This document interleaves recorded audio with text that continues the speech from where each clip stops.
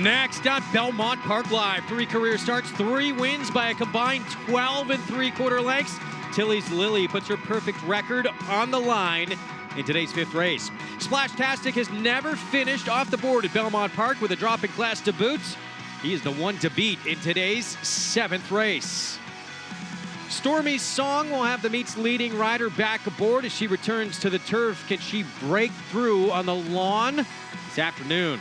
And we'll check in on the Belmont Stakes contenders returning for another try against Justified, Noble Indy, and Vino Rosso, both back from the Kentucky Derby, rested and ready to try and make life tough on the Derby and Preakness winner. All that and more coming up on a Friday edition of Belmont Park Live. Good to be with you. Beautiful weather on this Friday afternoon. It is presented by Claiborne Farm. 100 years of doing the usual unusually well. A week and a day away from the 3rd and final leg of the Triple Crown that will happen right here in Elmont, New York, as Justify tries to become the 13th Triple Crown winner in horse racing history. We'll check in on Justify as well in just a little bit on the show. Greg Wolf alongside former New York Met, LA Dodger, Paul LaDuca, New York Racing Association handicapper, Andy Serling. Gabby Gaudet joins us again for a 2nd day in a row. You're joining us just in time on this Twilight post here for the start of the NYRA Bets late pick 5 for those 5 races, guys, on the turf. The lone dirt race, we're dealing with a sloppy track today. That 7th race, talked about Splashtastic in the open. He looks like he'll be tough to beat, but there's a couple other intriguing runners in there as well. Well, it depends what you want to do in there. That's a dangerous entry, obviously, with Splashtastic and J.S. Bach that's going to break from the rail. Sir Valentine, excuse me, the 3's in very, very good form, and you got to decide whether you want to use the Todd Pletcher runner here in that race, the 8 driven to compete. It's a very, very contentious race. I think the whole day, all the races we're showing are very contentious. And it's kind of cool. We had a 2-year-old firster today named Durkin's Call that ran the 2nd race today, and Splashtastic, who of course is named for the final call that Tom Durkin gave up in Saratoga, running on the same card. Looking forward to it. And of course, this race, race 5, 6 furlongs over the inner turf. We'll kick off our NYRA Bets late pick 5 with more on the opening leg of the sequence. Let's check in with Gabby Gaudet. Thanks very much, Greg. An interesting race coming up next as we have the return of Tilly's Lily here, the number 2 horse sent out by trainer Jonathan Thomas. And undefeated in 2 starts will hope to continue, in 3 starts, excuse me, will hope to continue that record. We haven't seen her since the 20th of October last out at Santa Anita. But the thing I like about her, at least on form, is that she's proven that she can handle herself at multiple different turf sprint distances, say the 6.5 furlongs down the hill at Santa Anita and the 5/8 turf sprint at Gulfstream. 2 very different configurations, and she both proved to be very successful at both of those. Today, off of the layoff, she looks great. She's on her toes. She looks fit. She is pretty small in size, which I like in terms of a turf course that this particular turf course that she might just get over very nicely here today. And the 5 Rumble Doll. Now, she is another one that we haven't seen since last November. I did speak to Robert Falcone Jr. about why she hasn't been racing, because they obviously did send her out to Santa Anita and she has been training over there, and he said it was just they were just unlucky. They couldn't find a race for her. They couldn't get a race to go, so they shipped her back out here, got a couple works in her, but she does look very prepared off of the layoff. So I just don't know if the pace scenario and the dynamics of the race are going to be helpful for her, but she does look great here. So that's kind of the reason for the hiatus there since November, Greg. Gabby, thank you very much. Let's take a look at the sequence that comprise this NYRA Bets late pick 5. We begin sprinting over the inner turf. Race 6 stretching out to a mile on the grass for non-winners of 2 lifetime. That 7th race, the lone dirt race in the sequence with that entry of J.S. Bach and Splashtastic. Race 8, 6 furlongs, inner turf. And we'll close things out with a 40 maiden claiming group, mile on the grass, which is wide open. No great form in that finale. Weather and track conditions brought to you by Piranha Fly Spray, the preferred fly spray of Belmont Park. Piranha on, pests gone. Main track sloppy, turf course, a little bit of giving it, listed as good for today's action.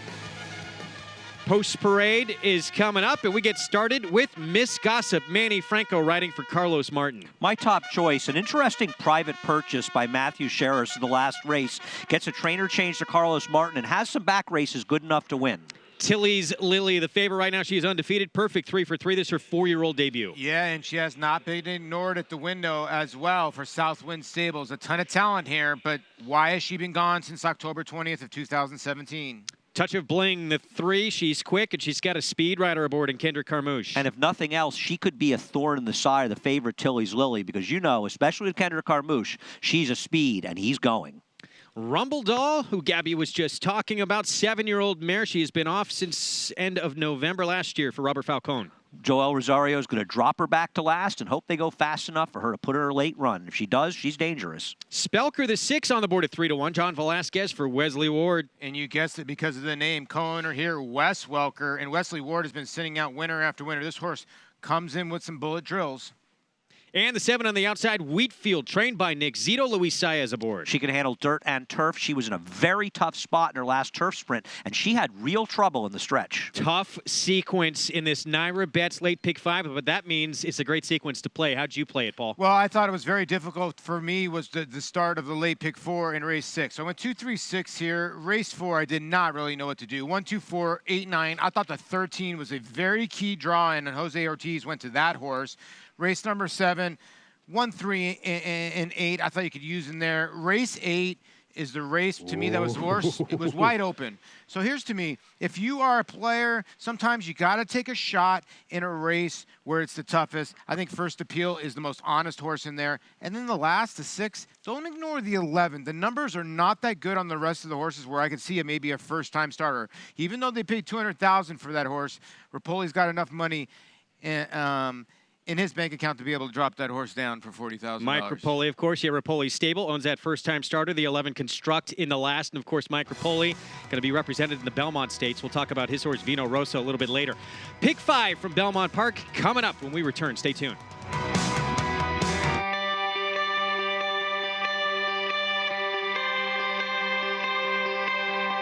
It's Run Happy in front. Limousine Liberal, Holy Boss can get him. Run Happy has won the Naira.com Kings Bishop by 4.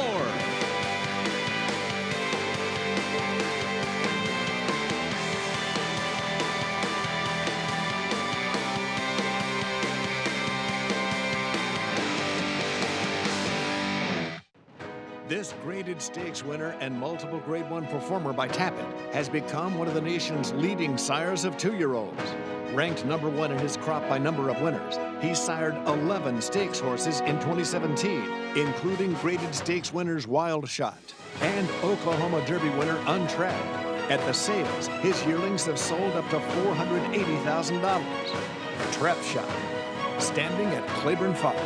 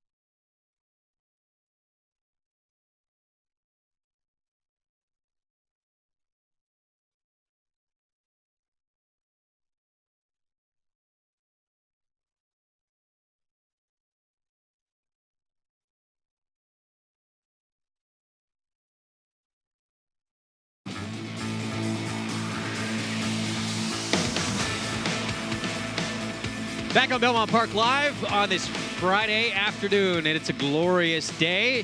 Part of the reason it's so glorious, we've got the Naira Betts late pick 5 coming up. Just a 15% takeout. It's available every day at the Belmont Race Meet. Go to NairaBets.com or On Track in New York.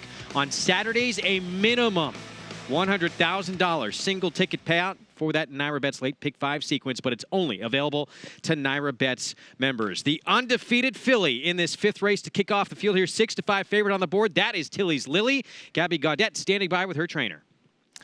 Thanks very much, Greg. And you were just looking through the binoculars at Tilly's Lily. What can you see from her on track? She looks like she's warming up well and behaving herself and, showing all the pre-race physical things you like to see. She's been off a little while, and yeah, she's kind of looking around like, where am I? But, you know, she looks like she's settled in. Well, how has she been in the time being, and how do you think that she's been coming into the race expectations today? She's coming into it really well. We gave her a break by design. There's, you know, she's got a beautiful pedigree, and, you know, she seems to be pretty adept at the sprinting distance on the turf, and there's more options for us this summer. So we just thought we'd give her the winter off for no other reason than just to target. So this is just getting started back, shaking the dust off sort of thing. Well, you've got a big weekend coming up, that's for sure, including Catholic Boy and the Pine Ridge. How do you reflect on his 3-year-old career thus far? You know, the season that he's had between, he's given you a lot of thrills, that's for sure. He has. I mean, it's been frustrating a little bit because, you know, you get very close to these Triple Crown things, and it's a rare thing. But he's done nothing but made us proud. But I'm excited to get him back on the turf, and you know, just kind of it opens up the summer for us. So it's same deal. We're just kind of getting back into rhythm, and you know, with Analyze It, we're going to get a very good asset test because he's heads and tails the best 3-year-old turf horse in the country. So he's a great barometer to see where we are. Very competitive field indeed. Good luck in both of them. Thank you. All right, back to you, Greg. Gabby, thank you. Even money. Jonathan Thomas is Tilly's Lily in here. And, of course, Catholic Boy we're going to see tomorrow in the Grade 3 Pennine Ridge on our show. Yeah, no, it's Jonathan Thomas obviously done a good job with them, and he's done a good job with the Fierce App. I want to ask Paul a question about this race. How much pressure do you think the 3 Touch of Bling is going to put on the 2 Tilly's Lily? And if she forces Tilly's Lily to rate, do you think that compromises her chances? Well, I think she's going to force Tilly's Lily to rate, actually. I think Touch of Bling might be a touch bit faster, no pun intended. And I think Tilly's Lily, if she does decide to, you know the way Kendrick is, he's going to push. He's going. Then it's a suicide mission if he decides to not take back with the 2 Castellano, and I think that's what it'll end up doing. But she might be sharp off this layoff, you know? It's a tough call here. You know Kendrick's going to go, as you guys just said, and it could set it up perfectly for the horse that we're looking at. And here's Spelker's second start back in her 4-year-old campaign here for Wesley Ward. I found a stat for Wesley Ward. At Naira, over the last 5 years, second off a layoff in a turf sprint of 5 to 6 furlongs. Shockingly weak numbers. Now, listen, I realize Wesley Ward's horses have been running sensationally here at Belmont, and I think you have to take that into account. But that seems like a surprisingly bad stat for a trainer like him. You'd think they might need a race, they'd come in here and they'd improve. Like a Spelker, the stats say no. We'll see what she does on the track. Yeah, you wonder if she really wants that firm ground. And, you know, we had some rain, but I think the ground's still okay here. One race at Belmont, she was favorite. And no, she wasn't favorite, excuse me. She was 14-1, and she sort of got trounced that day. Can she really pass horses? She's one of the few horses, she can, but she's one of the few horses of Wesley Ward's that's not a great gate horse. So she needs to get out of there and sit in a better position. Meanwhile, a look at Miss Gossip, Manny Franco for Carlos Martin, and she comes in from Keeneland 7-1 right now, Andy. She finished just behind Spelker, just behind her, and she's more than twice the price. But she's a private purchase for owner Matthew Shera. She's got a lot of horses, and they're very sharp. They seem to know how to get the money. Carlos Martin now has her, and he's been having a terrific meet so far. And if you look at her, she's got some races. I mean, she finished behind a horse named Triple Chelsea 2 races back. It's a very, very good sprinting filly on the turf. I like her chances. Would you agree? And there is the undefeated filly, Tilly's Lily, moving in. She needs to move forward here to win this race today. My horse, the one? No, sorry, the 2 Tilly's Lily. I think she's got to deal with the 3 on the front end. And I'm not saying she has to move forward, but she may have to move forward. Yeah. And for an even money shot, I think she's very vulnerable. Not that she can't win. All right, short price on Tilly's Lily is undefeated, but will she be as sharp in her 4-year-old debut as we see the 3? Kendrick Carmouche, Touch of Bling. This could be the thorn in the side of the favorite. We know how aggressive he is as a rider, and this horse with speed as well. That is how she usually wins. It's going to be interesting to watch the battle between the 2 and 3 early on. Tilly's Lily, the 2, trying to remain perfect. Naira Betts, late pick 5 begins here. Let's send it upstairs to the voice of horse racing's Triple Crown. For the call, Larry Colmus. Wheatfield takes up position in the outside stall here, goes in, and they're all in line. They're off. And it is Touch of Bling who comes out quickly with Tilly's Lily. Tilly's Lily a bit quicker here, grabs the lead, and will open up to lead by a length and a half. Touch of Bling lets her do it, sits second by 2, and then it's Spelker in third. Miss Gossip is fourth on the inside. Wheatfield and Rumbledoll up the backstretch. Tilly's Lily on top, zipping along on the lead here in the clear by a length and a half over Touch of Bling through a 22.11 quarter. Spelker is third, 3 lengths to make up. Miss Gossip rides the rail, fourth by another 2. Then Wheatfield and late running Rumble Doll. Around the far turn, the perfect filly Tilly's Lily on top. The lead by 3/4 of a length over Touch of Bling running in second. Spelker circling up on the outside third. Miss Gossip cuts the corner. Wheatfield and Rumble Doll, they're into the stretch. Tilly's Lily arrives at the 8th pole in front. It's a length and a half lead. Miss Gossip off the rail trying to rally. Then Spelker to the outside, followed by Rumble Doll and Wheatfield. Tilly's Lily still going strong. Tilly's Lily by 3. Miss Gossip is second. Down to the line. Tilly's Lily still perfect. Won it by 2.5 lengths over Miss Gossip. Then a photo between Wheatfield and Rumble Doll in 108.7. Tilly's Lily got to the front. She kept on going. She wins her 4-year-old debut. She is 4 for 4 now. She's just too good for these horses, it turned out. You know, I like the one who got a very good trip and ride by Manny Franco, but you think about the turf has real give in it. I mean, 108.7, Paul, they go 107 and change if the turf is really firm here. So 22.11 for the first quarter. They were moving. Yeah. I think she outran Too Much Bling. At the end of the day, she's a good horse. She really is a good horse. She's an absolute tank. Look at her. I mean, he didn't even touch her. Absolute hand ride here by Javier Castellano. She looks like a dead sprinter, but she might be able to go a little bit farther. She was able to put the 3 away early. Yeah. The 3's way in the back, by the way. Other horses started to come up to her, but there was just nothing. She was straight right here. Andy went about her business. Nice little filly. I thought my one horse, Miss Gossip, was going to gobble her up in the stretch, and she just ran off from him. And you know, you watch the start of this race. Kendrick Carmouche was riding Too Much Bling, and you thought, oh, Kendrick's going to really go. I just think this filly outran him up front. 22.11. This turf is firm. That's closer to 22.7, 21.7. That's moving. Even money, and the money was right on Tilly's Lily. Impressive debut for her 4-year-old campaign. She's now 4 for 4. Next down Belmont Park Live, we're joined by author Mark Miller, who shares why the branding of the Belmont Stakes has positioned it for long-term success. We'll be back.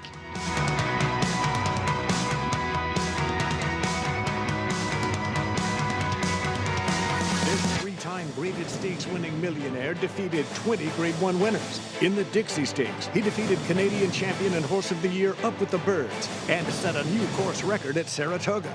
Runner-up in the Grade 1 Manhattan and Shadwell Turf Mile, Ironicus ran 7 triple-digit buyers, including this score in the Fort Marcy Stakes. Half to 4 Graded Stakes winners, Ironicus has the speed, class, and bloodlines to become the next great sire by Distorted Human. Ironicus at Clayton Farm.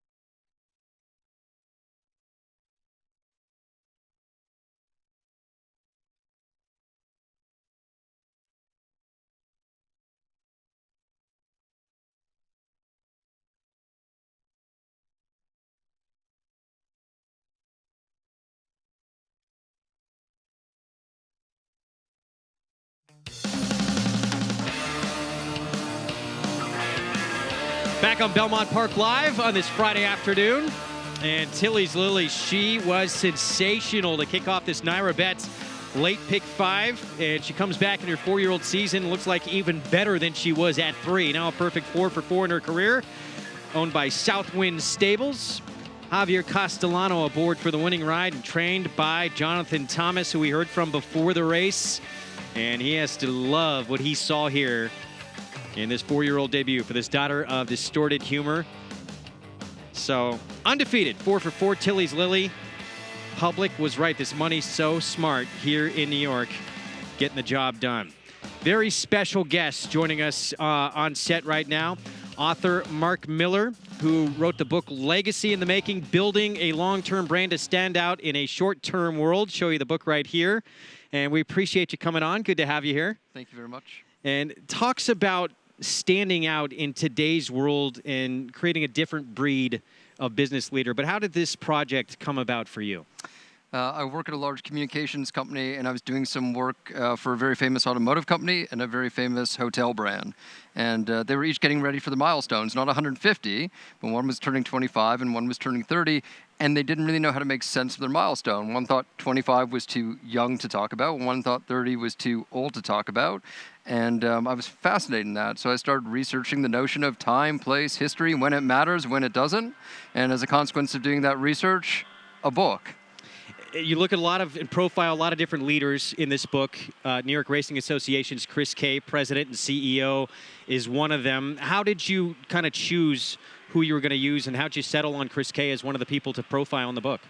One of the amazing things is when you hear the word legacy, you tend to think, well, it could only be brands and leaders that have been around for a very long time. But actually, the book's a composite of brands that are 5 years and older, brands that are 150 years and younger. Belmont is actually the oldest, the most pedigreed of all the brands in the book. And the idea was to celebrate those things, making enduring contributions. So not just around and surviving, but around and thriving somehow. And Chris was an amazing story to me because the book follows the arc of people who take their work personally, people who behave their beliefs, people who let outsiders in, people who make legacy every day. And specifically, Chris was in the chapter, or is in the chapter, about brands that don't just do things that are the best in their category, but brands that fundamentally do things differently. And I was fascinated with how he took a very storied tournament and re-expressed it for the times.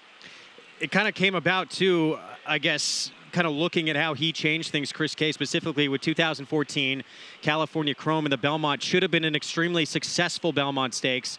Third largest crowd I ever believe in the history of the event. Why did it not turn out that way? Chris has a really fascinating way of talking about the experience on the track and the experience around the track, and he layers into that the cultural reality of different generations of fans who've been here before and fans who've never been here before, and therefore their kids who miss it entirely. I think one of the things they talked about with California Chrome was it had become so focused on gaining the greatest amount of revenue, having the most number of fans here, that actually some of the experience got sacrificed. And so immediately the next year, he brought attendance down for the sole benefit of making a better experience for everyone, young, old, across generations. How brave do you have to be sometimes as a CEO and a leader to make decisions like this when they might go against the norms and might not be that popular? And incredibly brave. It's the few, it's not the many. And we live in a world where short-term financial measures are maximizing revenue for shareholders. CEOs tend to have short tenures. CMOs tend to have short tenures. And so people who want to have great resumes and great short-term returns just make short-term choices. So the ones who lead with value and purpose and ambition, like Chris and Naira, it's just a fundamentally different experience for everyone. It's why this isn't just another horse race. It certainly is the test of champions, and it certainly has the ability to create culture and value in New York City and the United States and beyond that. You talk a little bit about this book, and I just went through it briefly, but about ego. And really, ego's not as a bad thing, because I think anyone who's successful does have a little bit of an ego, but of really freeing one's ego. What does that mean? So many times we hear in large corporations that ego gets in the way, and the notion of consensus becomes more important than being brave and having courage and doing the right thing. People manage risk out of the equation. They say if we all agree, then we succeed together and fail together, but we're all good no matter what happens because we all agreed. And the ones who succeed beyond convention, the ones who succeed wildly in culture and make reputations that we remember for years, and tournaments like this that we talk about for a lifetime and pass on to our friends and family, are the ones who are willing to make the kind of decisions that maybe aren't the most popular at the time, but they're right over a lifetime. I really love some of the leaders in the book would say, I think about decisions not just for today, but on a 10-year horizon. And if I think in 10 years from now the decision will lead to a better outcome, I'll make that choice today. I know Chris Kay and Naira feels this way, and horse racing in general kind of feels this way as well. But there's a sense that horse racing, for a period, kind of lost some people in terms of gaining new fans and things like that. So they're constantly trying to get that back, but have embraced bringing in other forms of entertainment and things like that. And that's precisely what they've done on Belmont Day. But is that kind of a key thing for a lot of businesses in today's world, to kind of say yes to everything and work together? Well, so, sort of yes, and bad pun, not entirely intended. There are timeless values that will always define success for business, and yet consumers have changed, technology have changed. We live in a world where people are drawn to brands for their values, not just the products and services they sell. Consumers have a voice because they have social media. They don't need brands to give them permission. They can do whatever they want. And brands who used to put their arms around things to say, we're going to do it the way we've always done it, and damn you, are the ones who tend to fail versus the ones who say, you know, consumers are a part of building the story. You're our fans, not just today, but for a lifetime. You have to love it, and you have to tell your friends about it. We appreciate you coming on. You're going to be here on Belmont Stakes Day? I'll be here at Belmont Stakes Day, for Justify sure. going to win the Triple Crown? I hope so.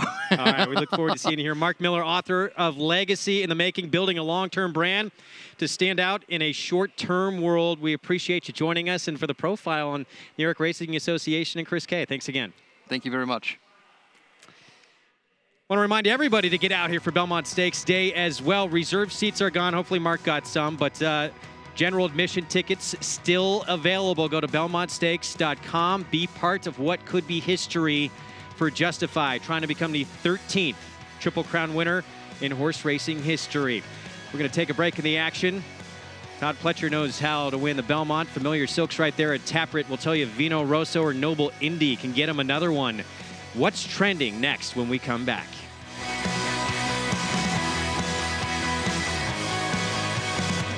Make Naira Bets your home for online horse racing and betting. Start earning your sign-up bonus right now. With Naira Bets, you can use our state-of-the-art website to bet on live horse racing at over 200 tracks around the world. Bet anywhere, anytime, using your computer or mobile device. Earn valuable reward points on bets. Build your bankroll with our exclusive promotions and earn cash rebates. Sign up now at NairaBets.com and start earning your sign-up bonus now. Naira Bets, racing's best play.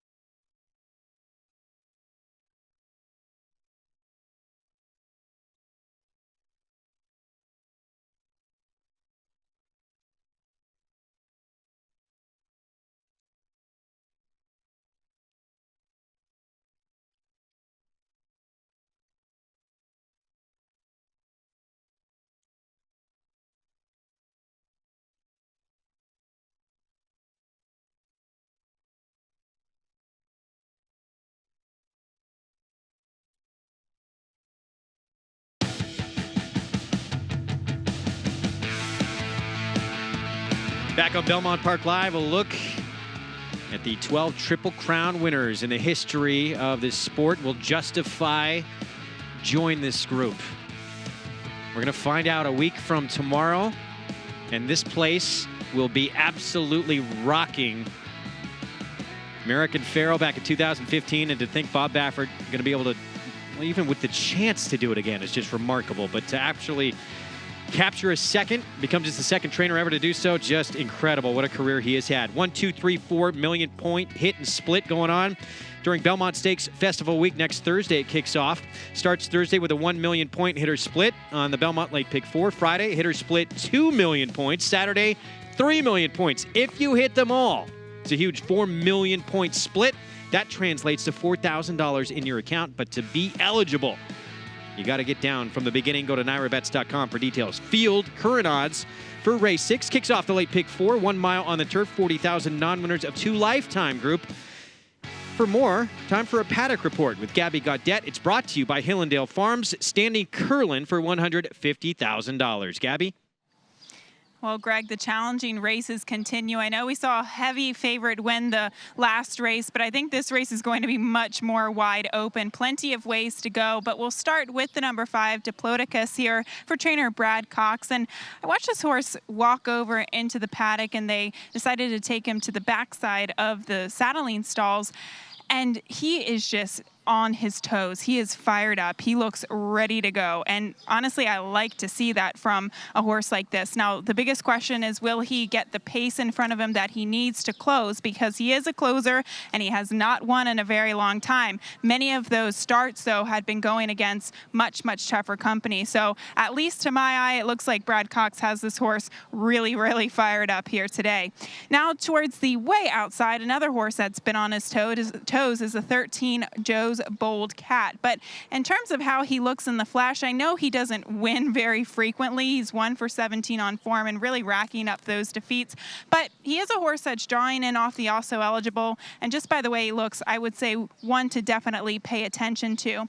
And last but not least, the 4 Heart and Hand. This is a horse recently acquired by Rudy Rodriguez.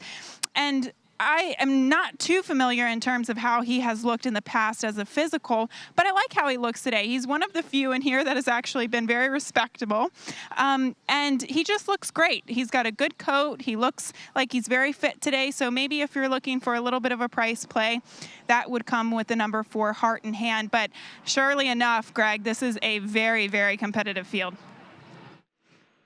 Yeah, it's very competitive, and then you throw in the also eligible in our screen right now, the 13, who I think has a shot in this race as well with Jose Ortiz at 6-1. He definitely has a chance in here, and Jose rides him over the 11. There's a lot going on in this race. And my problem with Joe's Bold Cat is that he's 1 for 17, but they're all 1-fers. Yeah, that's true. You look at this race, and if you probably ran it 3 or 4 or 5 different times, you'd have 4 or 5 different winners. It's going to be all about trip. Now, Joe's Bold Cat gets a bad draw to the outside. Now we're taking a look at the 4 there, Heart and Hand at 7-1. Let's go to the 9 here. Here's the 9 short list. Now, 1 for 9 lifetime. A lot of seconds, but I always tend to go with what is this horse in the Christophe Clement barn? 1 for 2, and now they drop a little bit. Well, I'll say a couple things about him. First of all, his win in this race was a dead heat. So he was basically a hair away from having another second added to it. He ran very well last time. He got a figure that would make him tough to beat from a speed figure standpoint, and he was running against better horses. But he was also going 1.5 miles. And he might be a horse that improved a lot with much more distance. Now he cuts back to 1 mile, where he's been okay, but somewhat average. Not saying he can't win, but does he look like a heavy favorite to you? Well, on the board, it has to scare you a little bit, right? Well, he's the 5-1. He's the heavy favorite in the doubles. He'll be in the 5-2 range by post time. That was the worst dead heat ever, by the way. It looked like he won by a head, and he dead heated. You know, his last race is confusing and why he's dropping for 40, but maybe they are worried a little bit that he has a lot of hang and they can win at the 40. You know, Paul, I thought Diplodocus, the number 5, theoretically how you pronounce his name, he's a horse that's 1 for 15. He's burned a lot of money, as Gabby said, and you've had a lot of experience with him in California, Paul. I feel the Widener turf course is much more favorable to him than the inner turf course he ran on yesterday. Those courses and the 2 races he's been in New York were very much tilted to horses with speed. The Widener turf course is much more friendly to closers, which is his running style. So I think today he has his best chance to win a race. Think about him. He runs his races upside down, and he seems like he finds his race, he finds trouble for some reason, and he needs a little pace. He'll get a little pace in here. Brad Cox has been red hot, too, and he goes to his main man, Louis Saez. They're 20% together. Meanwhile, the two, Cookie Crisp, Manny Franco back on board, tried to go gate to wire last time out. Ran a very good effort, got nailed late, though, and the problem is there's other speed in this race. He's not getting the lead in this race, and he really had favorable circumstances, and I say that having bet him last time. The horse who beat him actually got left a little bit, Daddy's Home, and his rider, Joe Bravo, gave him a great ride, rushed him up to contest a pace that was very moderate. Cookie Crisp should have won his last race, and as you say, Greg, more pace today, and frankly, a deeper and tougher field. He's a confusing horse, because when he was in the Rudy Rodriguez, excuse me, he was sort of a closer, and he had issues winning. He was running second and third. So what do? You put a horse like that on the front end. They put him on the front end on the dirt at 20. He jogged. They put him on the front end on the turf. He almost got the job done. He needs the lead to win. Well, when he passes horses, maybe he can swallow up and run third or fourth. Yeah, I do think one of the reasons he was on the lead is those paces were very moderate. They were slow, yeah. Something that doesn't rate to happen today. The 8 horse, I'm going to tell you something about this 8 Mohican. I don't know what you guys think. I don't like this horse at all. I know he was claimed by Robertino Diodoro, who does not have sensational numbers off the claim on the turf. He's been gelded since then, which may help him a little bit. But for my money, he was in a terrific barn, the Mike Maker barn, and he had perfect trips against moderate fields, and he did not run well. I don't like this horse at all. Now, he's 11-1 right now, but he's going to be much shorter by post time, and I don't like him at all.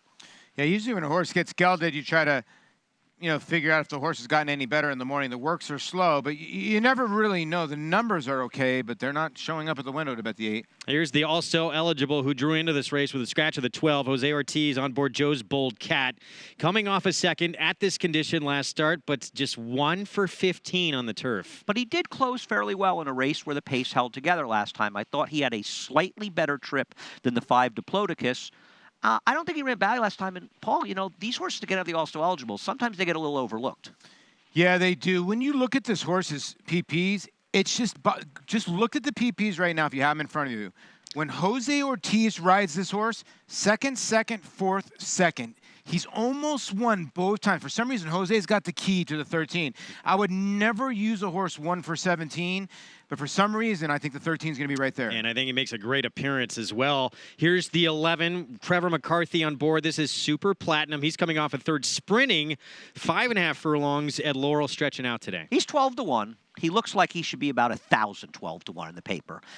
He's never been particularly fast. He doesn't appear that he wants to go long, but he's got a very, very sharp trainer in Mike Trombetta, who shipped a lot of wise guy horses here last year and got the money at prices. You want a goofy horse to screw things up? The 11 Super Platinum's yours. I think, his first race, something happened. I think this horse wanted to go a mile first time. Maybe he'll surprise some people. Earn a $200 bonus by opening up a Naira Bets account. $200 to bet any track, anywhere, anytime, right from home or with the Naira Bets app. Use the promo code LIVE to take advantage. Go to NairaBets.com. Post-parade begins with Cumberland River. Joe Bravo for Kieran McLaughlin. The only time he tried the turf was his debut, so perhaps he needed that race, but boy, would he have to improve. Cookie Crisp, we mentioned, tried to wire a field on the turf last start. He got caught late. He's really gotten better in his last 3 starts, and it's because he's using his speed early, and he's going to try to take this field again, gate to wire. 7-1 on Cookie Crisp. The 3 Conquest Bandit, Javier Castellano, Mike Maker, second off a long layoff. This is a horse who actually does have speed stretching out and is a horse that's a danger to be one of the speeds, so there are quite a few. He's just got to improve a lot, second off a long layoff. Heart in hand, Irad Ortiz Jr., Rudy Rodriguez. First time in the Rudy Rodriguez barn on the turf. You would think improvement off that 73 buyer with blinkers. I'm surprised this horse is 8-1. Diplodocus, he is the current favorite right now for Brad Cox. Horses like the 1, the 3, the 4, and the 6 have speed, which can only help him with his late kick. 6 horse, Rockin' Joe. Kendrick Carmouche for Dominic Schettino. Blinkers on, recent gelding. He's going to be out in front. Yeah, everything here, right? The whole kitchen sink. Blinkers on, gelding. They're dropping. 30-1 down to 22-1. 20-1 on Fox Sprite. Jose Lezcano rides. Does not look fast enough, but potentially has speed as well. Another one in the mix. Here's the 9. This is short list. Christophe Clement, Joel Rosario. Don't get seduced by the 5-1. He's going to be closer to 5-2 by post time. He did run well last time, but at a much longer distance. Yeah, that was at 1.5 miles, shortening up to the mile distance today. Battle ready. Dylan Davis, Bruce Brown team up. You know, this horse's turf races are not that awful. I mean, if you're looking for a bomb, it's 67-1 to maybe hit your super. And the Live Oak Plantation Silks, Trevor McCarthy wearing them for Michael Trombetta on Super Platinum. As mentioned earlier, doesn't look good on paper, but he's got a little bit of a wise guy feel to him. The also eligible Joe's Bold Cat, reigning Eclipse Award-winning rider Jose Ortiz aboard for Rick Violet Jr. Another who's had his chance to win and doesn't get it done, but he's fast enough to be a player here. And Mohican, David Cohen, Robertino Diodoro. Yeah, first-time gelding, in for the 40 tag, and does like the Belmont turf course. 2 starts over it, a second and a third. That's your field. Turf listed as good. Second leg of this Naira Bets late pick 5 coming up. Late pick 4, of course, begins in this race as well. Take a break in the action. We'll be back. Short list, shortening up in distance for Christophe Clement coming in from Keeneland. Can it get it done to kick off the late pick 4? We'll be back. Switches back to the outside. Exaggerator down to the 16th pole. But Exaggerator has turned the tables. He has won the Preakness. Nice has won the Travers over American Flag. Irish War Cry has won the Wood Memorial. Alice. Good Magic's gonna win his first race, and he's gonna do it in the Breeders' Cup Juvenile.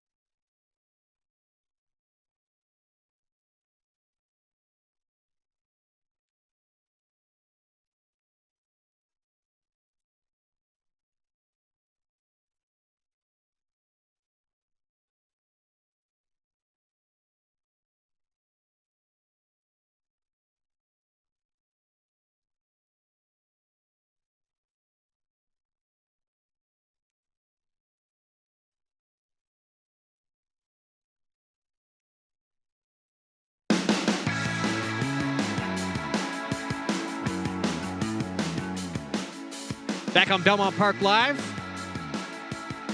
Naira Bets app. If you do not have it yet, get it on your phone. And this is Andy Serling's favorite watering hole. Actually, his credit's no good there anymore, but it used to be back in the 80s. You know, I have far more pretentious taste than that. Low blow. How many times did you get kicked out of there? I got kicked out of bars in Saratoga in my day, but I haven't kicked out a lot of bars in New York. That looks like a fun old school bar where I would love to have a beer one day. Had a few there. We're getting close. Pick 4 coming up. It is 2 minutes to post, and that is a look at short list. That price, as Andy predicted, starting to come down. 7-2 on the board right now with more. Let's go to Gabby Gaudet. Well, Greg, as we said just a couple moments ago, just the competition of this field. And I don't want to talk anybody off of the 9 short list because to me, and here, he is the horse to beat. He's dropping in class from A other than. He primarily faced Maiden Special Weight Company. But I still have my reservations, not only in his races, as he is starting to rack up those defeats, 5 seconds out of 9 starts. But a lot of the times as a physical, and this is what kind of Andy was alluding to, maybe he did improve at longer distances at 1.5 miles. As a physical, you know, sometimes you really like to see horses on the turf that are built up in their hindquarters. They have that power because they have to have the speed and also a little bit of stamina to continue that kind of sprinter-like speed for the mile. I think it can sometimes be a unique distance for certain horses, and to me, he does kind of look like a horse that might be a little bit better than this particular distance. One little note on the 2, Cookie Crisp, as well as we transition over to him. I'm not crazy about him. I did think that he had everything go his way on the front end last time out and still couldn't sustain. But I did see him get a very, very aggressive warm-up from Manny Franco. He left the pony immediately and really took off towards the backside here. He is getting a little bit lathered up, but like I said, he put in a pretty aggressive warm-up. So guys, maybe that's kind of tipping his hat in terms of what his strategy will be here coming up soon. All right, Gabby, thanks. Well, he's going to get a battle, we know, from the 6. Certainly, the 7, Fox Strike, has some quickness as well. So there is other speed in here he's got to contend with. They've got to be moving a bit in front in this race. It's hard to see them not moving. There's just too many horses, Greg, that can have the lead. Meanwhile, a look at Diplodocus. 7-2, second choice now on the board. Back in there somewhere. Those red silks, there he is. I'm just hoping they're moving up front, and this course is really kind to his running style. But with Diplodocus, it is a horse that you have to worry a bit. You know, you talk about a lot of these horses, the 13 horse, Joe's Bold Cat. These are horses that are won for a lot of races, and those are the kind of horses that are kind of tough to rely on. Yeah, it's true. I mean, I have a feeling there's going to be maybe 4 or 5 across the racetrack. Not wanting to win, but someone's going to win this race. Board pretty wide open, but it is short list. Your 3-1 post-time favorite, Joel Rosario, Christophe Clement. Let's send it upstairs to the voice of New York Racing for the call. The start of this late pick 4. Larry Colmus, take it away. Here comes Heart in Hand up to the starting gate, walking forward. To be followed into line by Diplodocus, who now will take stall 5. Here's Super Platinum going in, so we're just waiting for Rockin' Joe and Joe's Bold Cat. Rockin' Joe in the pink and blue colors steps forward. Here's Joe's Bold Cat. And Jose Ortiz up to the outside stall to complete the line here. 3-1 on short list. They're all in line. They're off. And a fast start by Rockin' Joe, who shoots out to the early lead. With Conquest Bandit away running in second to the inside. And there goes now Fox Strike to grab second and move up outside the pacemaker. After that comes Heart in Hand as they make their way up the backstretch. Diplodocus is next on the outside. Then comes Cumberland River, followed by Cookie Crisp. A length and a half back to Mohican. Joe's Bold Cat, Super Platinum next. Battle Ready behind them. And Short List is last of them all. 23.55, that opening quarter mile for Rockin' Joe, who heads up the backstretch in front. Fox Strike is second, Diplodocus third on the outside by 2. And then it's Conquest Bandit, Heart in Hand on the outside, followed by Cookie Crisp, who's 6 lengths off the lead as Mohican goes up in between horses. Cumberland River is down on the inside. Then Joe's Bold Cat, Super Platinum, 9 lengths to make up. And then come Battle Ready, and still Short List is last after a 47 flat half mile. Around the far turn, Rockin' Joe by a length. Diplodocus on the outside pokes ahead into second. Fox Strike is third toward the inside. Heart in Hand is fourth, 4 lengths to make up. And now coming under a drive is Cookie Crisp on the far outside. Mohican splits horses too, and they're making their way to the top of the stretch. Rockin' Joe on top. On the outside, Heart in Hand moves up. Diplodocus between horses. Cumberland River is closing on the outside with Cookie Crisp as they come into the final furlong. Heart in Hand. Heart in Hand is taking the lead. Cumberland River on the outside, bearing down, now charges by. And Cumberland River and Joe Bravo have made the front, and they're pulling away. Heart in Hand will be second best, and then it was Rockin' Joe in a photo for fourth between Cookie Crisp and Diplodocus in 1:36.12.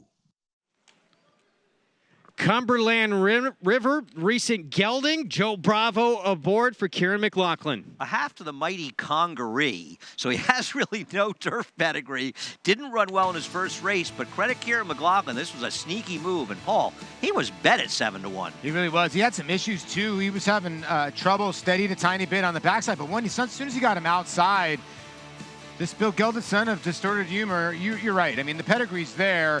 Obviously, he hasn't panned out.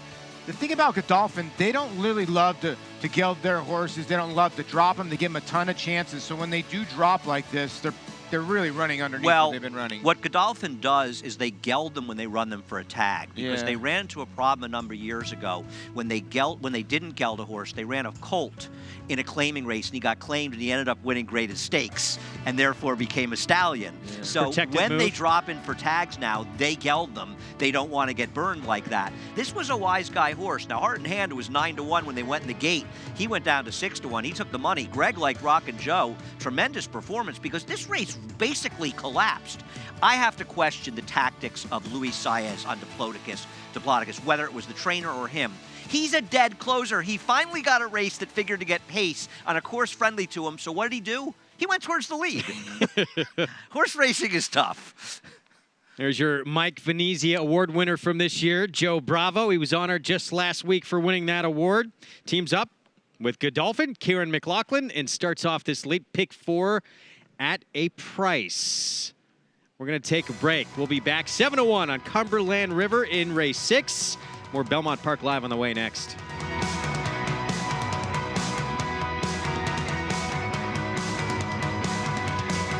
Make NyraBets your home for online horse racing and betting. Start earning your sign-up bonus right now.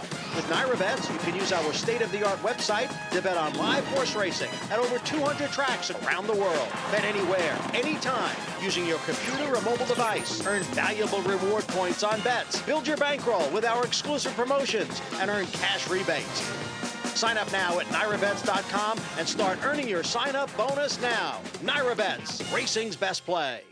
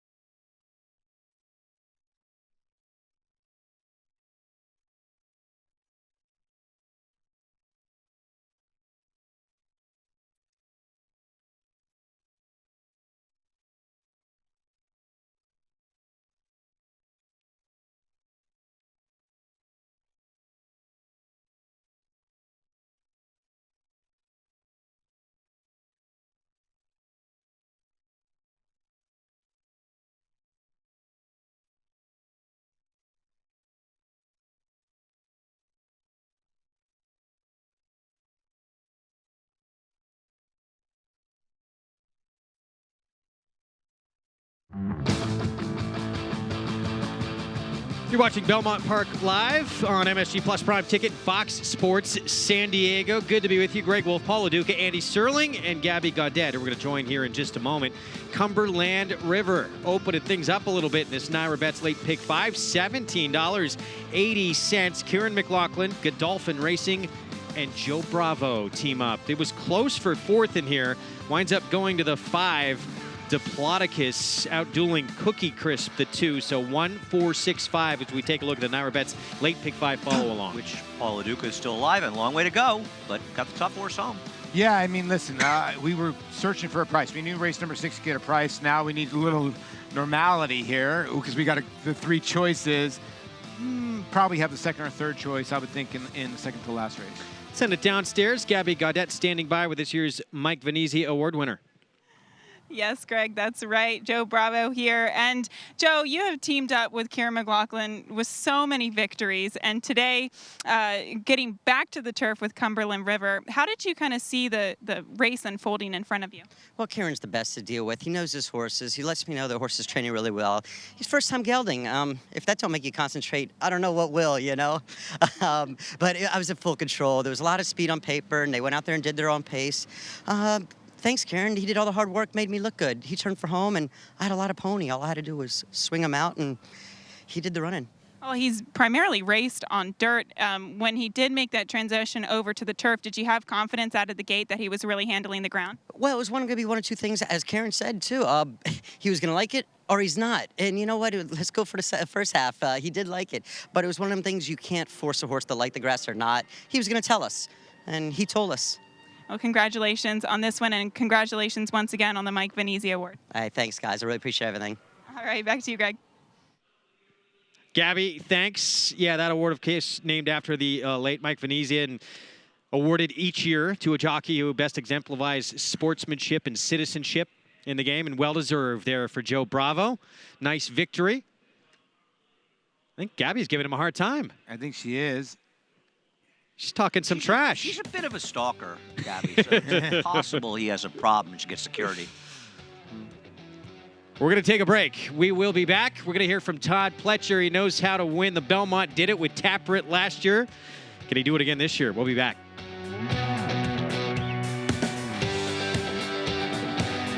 An undefeated graded stakes winner on the track, Algorithms was the nation's #1 sire of 2-year-olds in 2017 by percentage of winners. His top runners include multiple graded stakes performer Rich Mommy, winner of the Grade 3 Sugar Swirl, multiple stakes winner and graded stakes performer Recruiting Ready, and stakes winners He Hate Me and Sunset Ridge. In the ring, his yearlings have commanded prices up to $220,000. Algorithms, standing at Claiborne Park. Make NyraBets your home for online horse racing and betting. Start earning your sign-up bonus right now.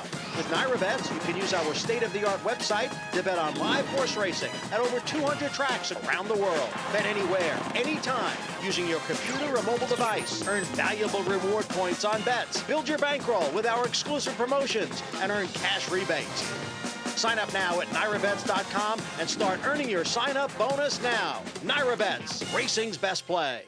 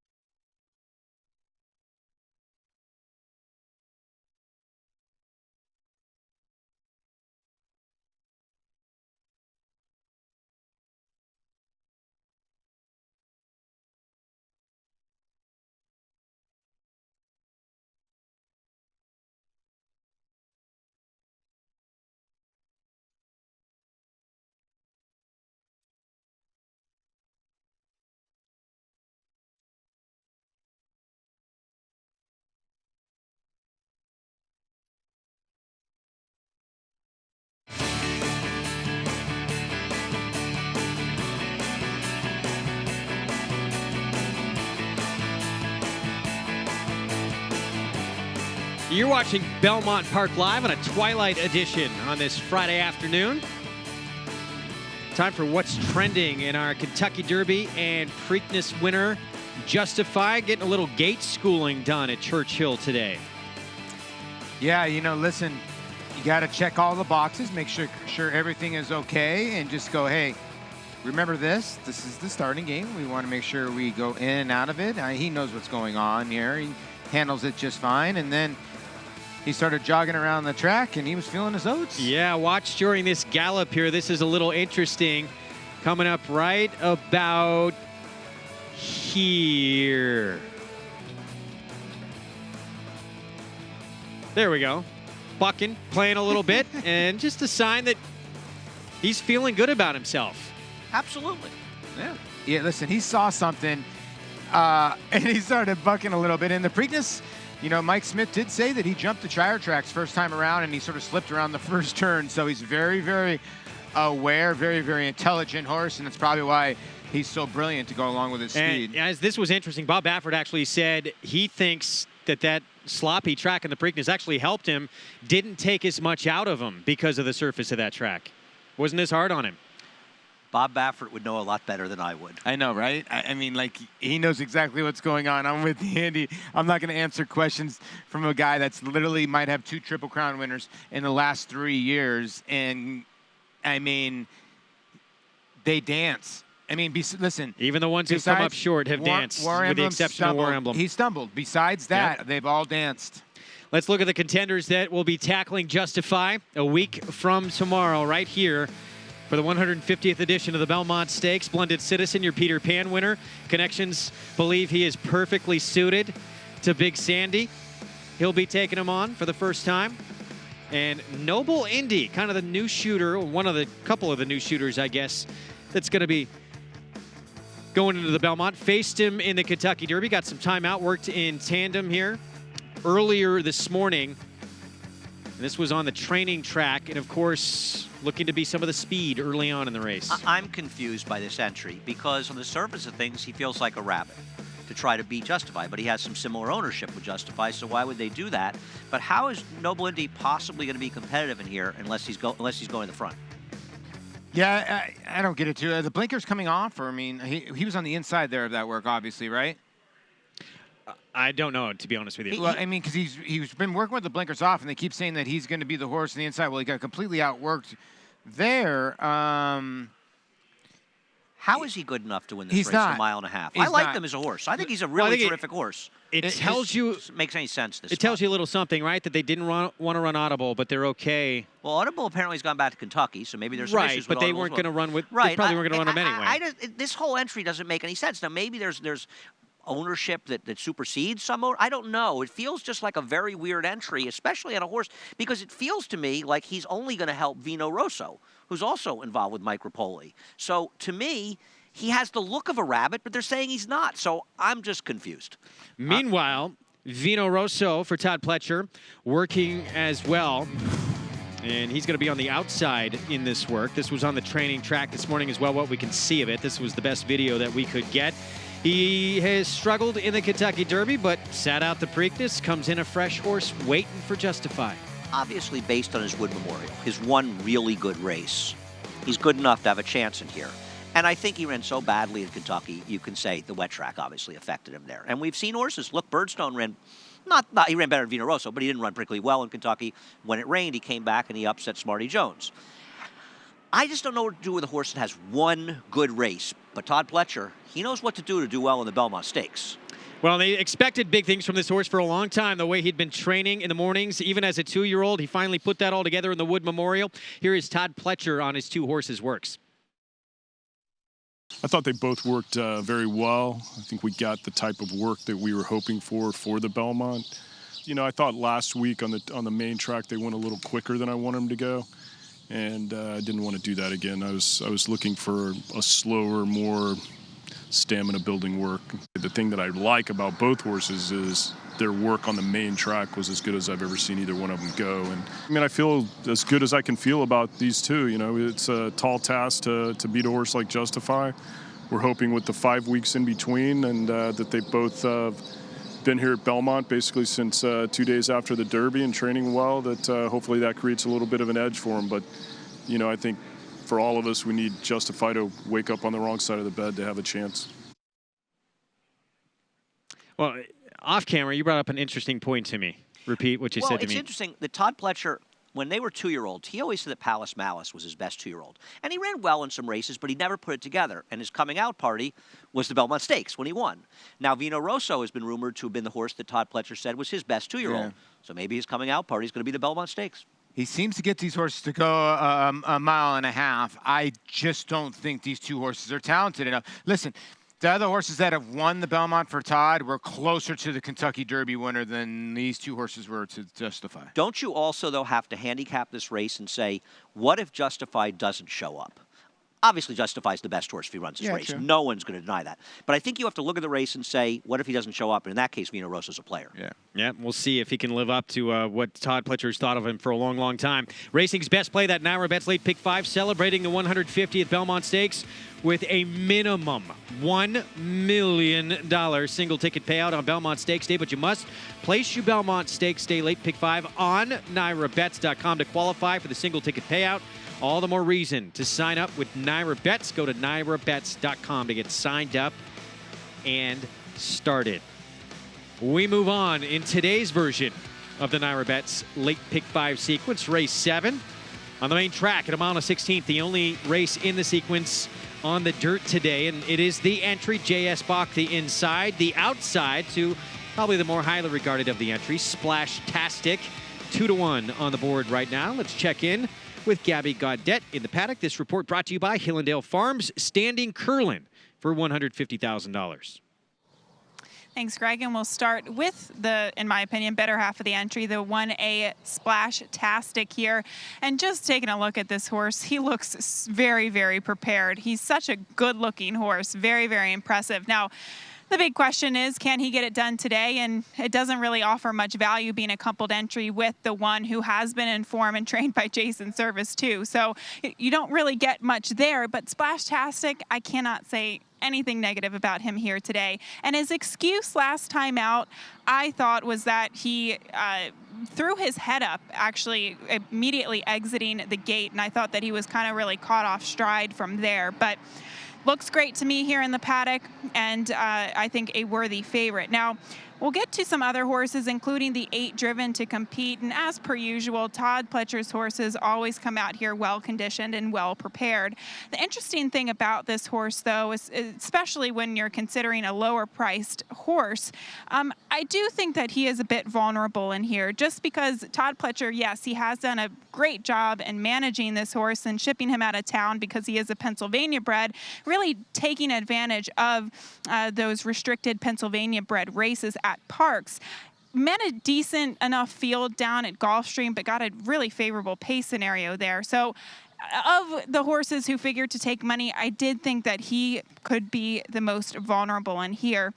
And last but not least, I'm really curious about one horse in here, the number 9, Nigon's Edge. I was interested to take a look at him in the paddock too, since I last saw him at Gulfstream 2 starts back off of the layoff, and he really looks like he's taken strides forward. He looks very fit, very professional here in the paddock today too, and he has races, I think, in the past, especially as race 2 starts back, that would make him competitive with this field. So in terms of a live long shot here, I would really keep an eye out for the number 9, Nigon's Edge. Gabby, thank you. That 9, definitely interesting. If he can repeat what he did 2 starts back, that's very possibly a winning effort in this race. As you take a look at Irad Ortiz Jr., he will be aboard Splash-tastic. And there is the 1A. Gets the outside post today as part of the entry that's favored right now. I watched his last race, which was coming off of an 11-month layoff with his owner, Michael Dubb, who said to me last time he might need a race. He was also in against killers like Timeline, Sunny Ridge. These are stakes horses, a very good field. And the race was one wire to wire. He broke a little sluggishly. The question for you, Paul, is, are you at all worried that second off a layoff, they're dropping him in for $62.5, the claiming price? Yeah, a tiny bit. You know, he's 5 now. They have not gelded him. They haven't checked off all the boxes, but you go all the way back to September 15, 2016, he was in for 50, and he broke his maiden, actually at the maiden special weight right after he ran second. So maybe they always thought of him maybe for 62.5, and at 5, and he's only run 10 times, maybe they're safe. And still a tiny bit of moisture in the surface probably helps him still, and obviously that's why they're the favorite, the entry here at 9-5. Meanwhile, look at Driven to Compete was favored for a while. Right now, 5-2 on the board. John Velasquez, Todd Pletcher for Rapoli Stable. We were just talking about Vino Rosso, owned by Mike Rapoli as well. I think he's fool's gold. I think, you know, you look at him on paper and you say, well, he's lone speed. You know, he's going to get to the front, and they're going to all chase him around the track, and maybe that'll happen. But he is running against a world of better horses than he was facing in races we're looking at here. He's running Pennsylvania-bred restricted races recently. This is a very strong field. His best race was 3 back when he won at Gulfstream Park. Now, these I'm not taking anything away from a horse that's won 3 out of 6 times and has never missed the board, but he's won at 20 cents on the dollar, 70 cents on the dollar, and he's won at even money. He's supposed to win those races. He's now tough. This is a tougher field now. You got horses like J.S. Bach and Splashtastic that can push that buyer level up to 100. 3-1 right now. Driven to compete next door, Nigon's Edge, trained by Stuart Simon. Jose Ortiz rides third off a year's layoff, and oftentimes that is the best in a horse's form cycle. Ships down from Woodbine, where while they race on synthetic, they train in the dirt, and obviously he's a better horse in the dirt. So his trainer goes through a lot of expense to ship him down to Belmont Park. He lost to a very good horse named Hardstudy. He'll be one of the favorites in our Brooklyn on Belmont Stakes Day next weekend. And then he came back at 22 days later after this long layoff, and he faced a killer field, including one liner. I think Nigon's Edge is a very dangerous horse here. Meanwhile, Paul, quick look there at J.S. Bach, the other part of the entry in here. He's coming off a stakes victory. Well, I think this is a plus for Jason Service. Listen, claim the horse for 32, drop the horse for 25, wins, then puts the horse in the stud muffin and wins. And now horse is in for 62.5. He's out. This is just, extra money if this horse wins. Here's the problem, and I'm not saying he can't win, but if you liked him and Splash Taxis wasn't the race, he'd be 9-2, 4-1, 5-1. You get Splashtastic, and that's fine, but you're going to get 6-5. So from a value perspective, if you like the one J.S. Bach, you just can't even bet the race. There is Candy Promises, 16-1. And, we're talking so much about the Triple Crown.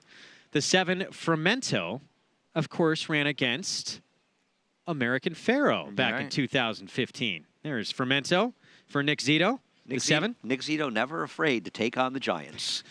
And this horse actually faced a horse that you think might be a little sneaky on the Belmont undercard day, B Jersey, who has turned into a freakishly good horse for Steve Asmussen. He has won 4 of his 5 here in the States. His last 3 he's won by more than 19 lengths combined. No, he lost to a very good horse last time, and this horse is not untalented.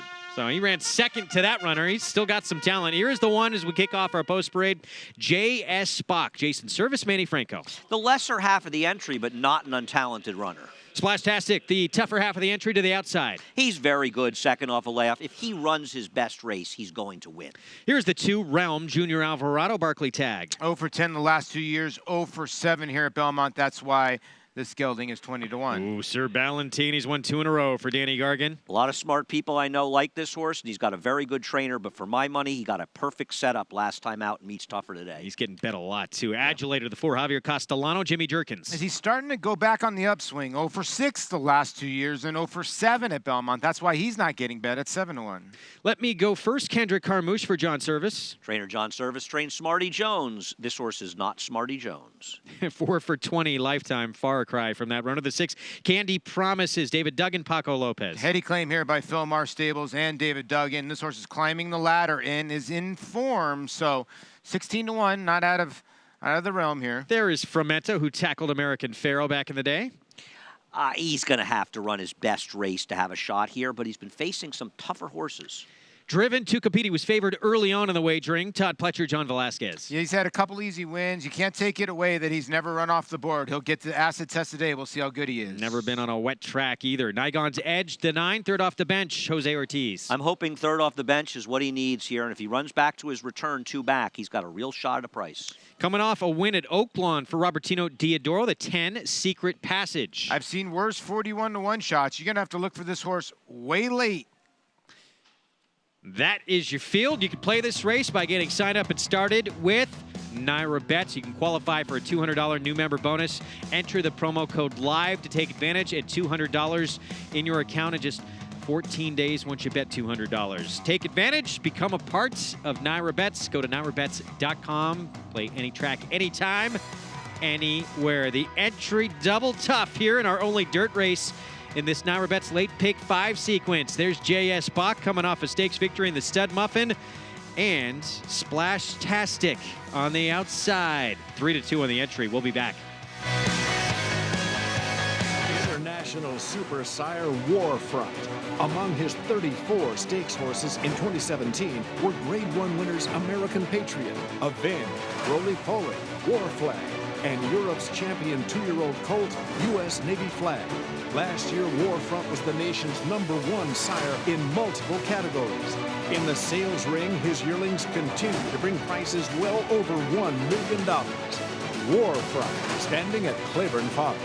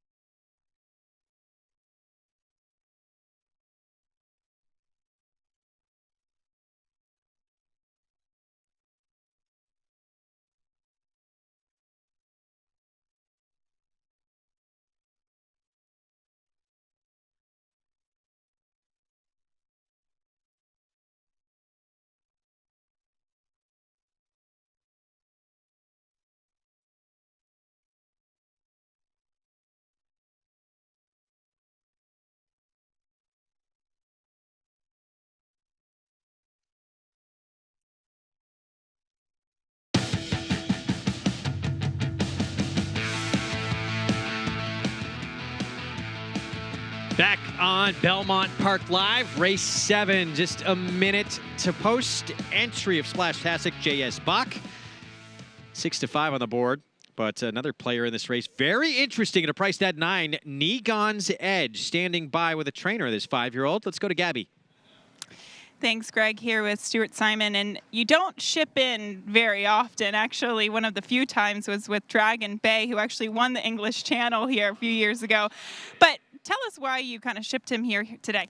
Well, he likes the dirt, the horse, so that's why we want to see exactly where we were at with him on the dirt and just kind of see where it takes us. Now we catch mud or slop, so that'll be an unknown factor, but we'll see what happens. How do you think that he's kind of developed since his lengthy layoff? He's matured nicely. He's a nice horse to be around, does things right, and the time off did him well, and he returned well and ran a big race and maybe bounced a little in his second race, but hopefully he's back to himself today. Well, have you seen any kind of changes in terms of him coming into this race versus going into his last race? Yeah, I think he is a little more rested. You know, he had a little time. We breezed him 3 times, and he had time just to really settle in off his last race and be ready for this one. So. All right, well, as Larry Coleman says, it's post time. Best of luck here. All right, thank you. Thank you. All right, Greg. Gabby, thanks. So 12-1 on a horse that definitely is intriguing off what he did 2 starts back. Gabby better bring me luck interviewing that trainer. If she's jinxed me, I'm not going to be happy with her. I'm going to take it out on her and talking horses. Even money on the entry, that's a little short, isn't it? They're a powerful entry because both can win. It's not all Splashtastic money. I'm not taking it, but I'd have no argument that 1A Splashtastic's the horse to beat here. Yeah, I'm with you. He's a good horse. He's a good horse, and he's got back class, and he likes a little moisture in the ground. And I'm with Andy. I think J.S. Bach can definitely win this race because if he breaks well, he gets the trip.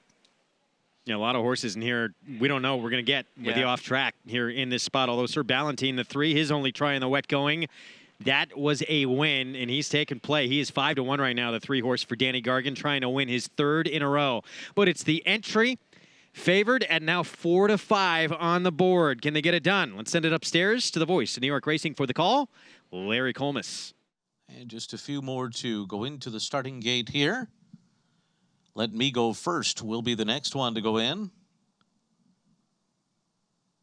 And after Let Me Go First goes in, we'll have 2 more, and that'll be Secret Passage. And part of that even money favored entry, Splashtastic, will complete the line here. Splashtastic comes forward and in. They're all in line.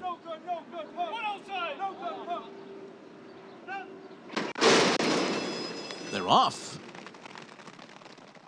And even beginning here, it's J.S. Bach on the inside, who's sent out for early speed, and right alongside is Realm, driven to compete, is up and on the pace too.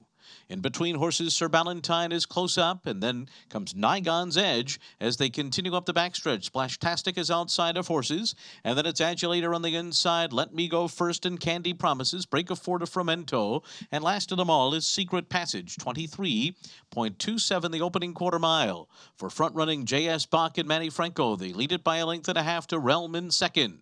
And then it's Sir Ballantyne in third, continuing up the backstretch. Adulator sent through on the inside, driven to compete out there 3 deep. And then it's Let Me Go First. Candy Promises, Nygon's Edge to the outside. Splashtastic is 9 lengths off of his entry mate. And it's a long way back to Fremento, and Secret Passage, 45.9 was the half mile. Around the far turn, J.S. Bach the leader. Realm is second. Nygon's Edge sent along third on the outside. Splashtastic is really coming now. Moving up from 6th position and going wide on the turn. Now starting to flatten out. He made up a lot of ground there, but Splashtastic just flattened out as they make their way to the top of the stretch. J.S. Bach turning for home in front as they come to the top of the lane here. Realm is second. Nygon's Edge on the outside continues to bear down from third. And in the center of the track, Secret Passage has come alive and is closing in with each and every stride. Secret Passage, Nygon's Edge, and on the inside, it is Realm. It's these 3 that come down to the final 16th. Secret Passage on the outside gets up to win at 41-1 over Nygon's Edge. Realm was third. Sir Ballantyne came on for fourth in 143.42. What just happened here? 41-1. Secret Passage coming off a win at Oaklawn for Robertino Diodoro. Yeah, I said earlier this was not the worst 41-1 shot. I want you to look at the last 2 numbers this horse has run compared to Driven to Compete. The numbers are better. Why is this horse 40-1 compared to the 8? And he just circled this field with David Cohen, and we're going to have an $80 winner in this. Had not hit the board. Yep. 2 tries on an off track. I bet the 9 to win in box 2-9. I would like to throw up right now. Oh, incredible. I thought it was Splashtastic. I had the wrong horse. I didn't realize it was the 10. I don't know. He got the pace, but, I'll tell you something. He is the only horse that closed in this race. He was. The horses that finished second and third, the close second and third, they were right on top of the pace the whole way. The pace setter faded and finished very poorly. Splashtastic did not show up at all. There are no moral victories in the racetrack. The 9 horse was a good bet by me, but unfortunately, I didn't wheel him. We're back wheeling. Massive number. Let's take another look at this winning move here from this 5-year-old son of Curlin. You could tell. I looked at both of you guys. I said the 10 is loaded, and you could just see that David Cohen was just trying to stay as wide as he could, stay out of trouble, and not stop his momentum. And if you bet the 9, like Andy, it's a shame because the 9's trying his heart out. Now the 9 sees him, and you can see Jose Ortiz is getting the 9 as close as he can to the 10 to try to get him to compete, and he does. The 10 has to really ask for a little bit more, and just does. The 9 ran too well to lose this race. He ran terrific in here. And Realm ran very well also, but the 10 got the money. But I will say, once again, he's the only horse that closed in this race. So it's not as though this pace, even though it seemed pretty fast, fell apart. If you have 10-9-2 for a trifecta, hold on to your ticket very tight. 41-1 over 10-1 over 22-1 for this trifecta. Take one more look. Not a lot of mud on Secret Passage's face with that wide trip as well. No, not at all. Like I said, David just sort of had this horse in dead last. They went very fast, 110-3 for the 6 furlongs, and there's your winner, over $80. 5th career win for the son of Curlin. Back with prices in a moment. We got the grade 3 Pennine Ridge. We heard from Jonathan Thomas, who have Catholic Boy trying to tackle Analyze It. For Chad Brown, he is undefeated. He's been brilliant in 3 career starts. Stay with us.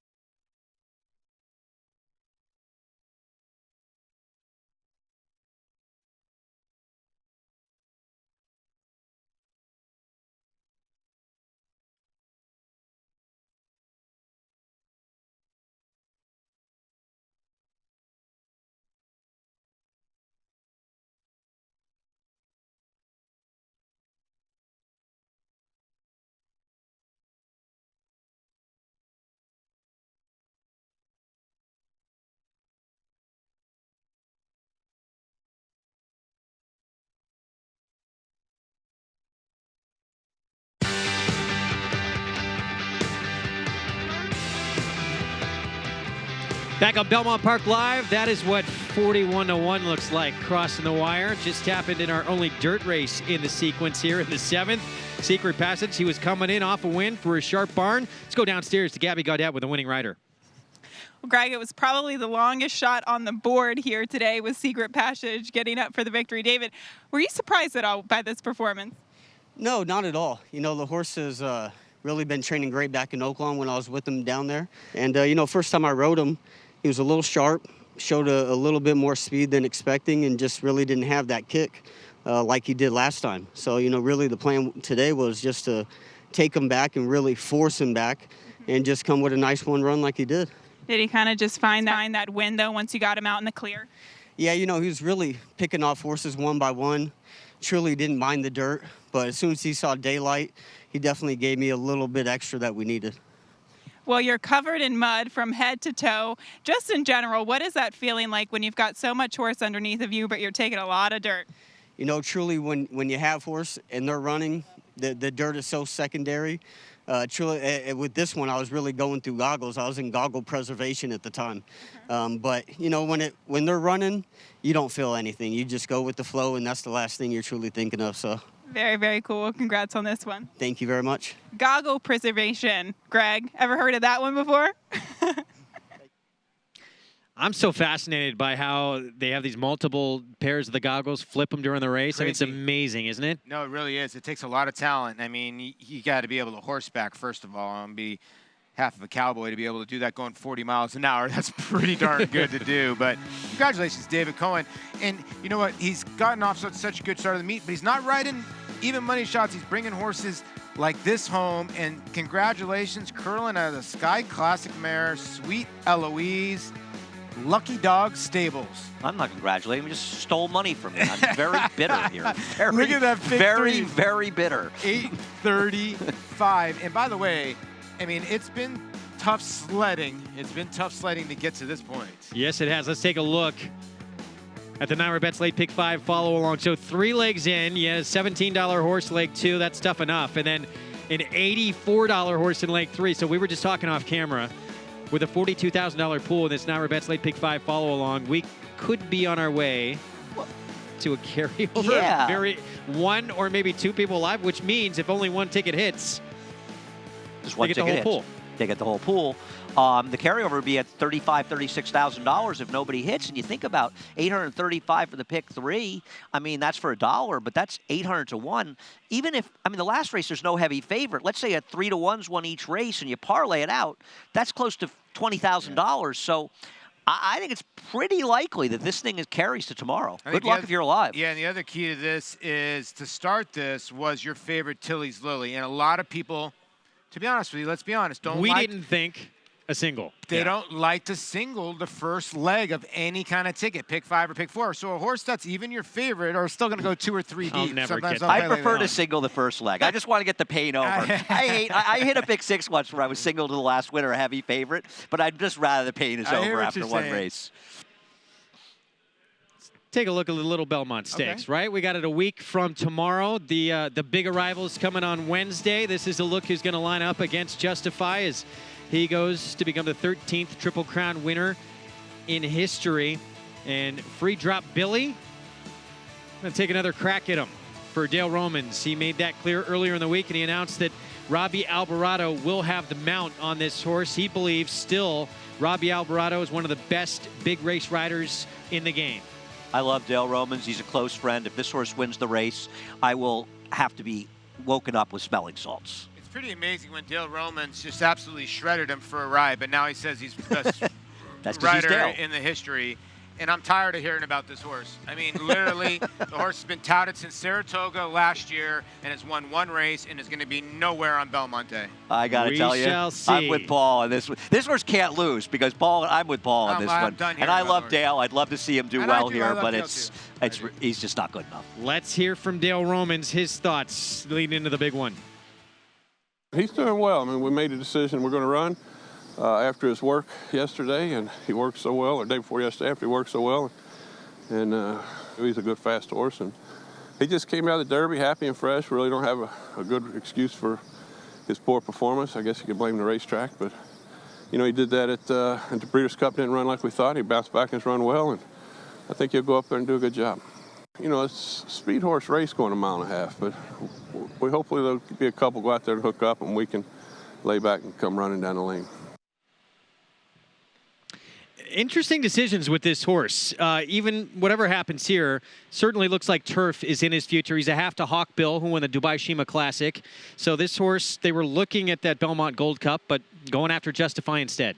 Well, the Belmont Derby, which is a $1.2 million race on July 7th, Stars and Stripes Sorry, Day, Belmont Derby, that's likely where we'll see him regardless of what he does. And listen, Dale takes his shots, but at the end of the day, Dale Romans has won his share of big races when he's taken shots.